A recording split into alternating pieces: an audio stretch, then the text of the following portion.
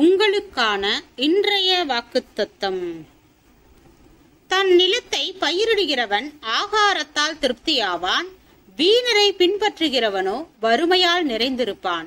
உண்மையுள்ள மனுஷன் பரிபூர்ண ஆசீர்வாதங்களை பெறுவான். ஐஸ்வர்யவானாக இருக்கிறதற்கு தீவிரிக்கிறவனோ ஆக்கினைக்கு தப்பான். முக தாட்சண்யம் நல்லதல்ல. முக தாட்சண்யம் உள்ளவன் ஒரு துண்டு அப்பத்திற்காக அநியாயம் செய்வான். வன்கண்ணன் செல்வனாகிறதற்கு பதறுகிறான். வறுமை தனக்கு வருமென்று அறியாதிருக்கிறான். தன் நாவினால் முகஸ்துதி பேசுகிறவனை பார்க்கிலும் கடிந்து கொள்ளுகிறவன் முடிவில் அங்கீகாரம் பெறுவான்.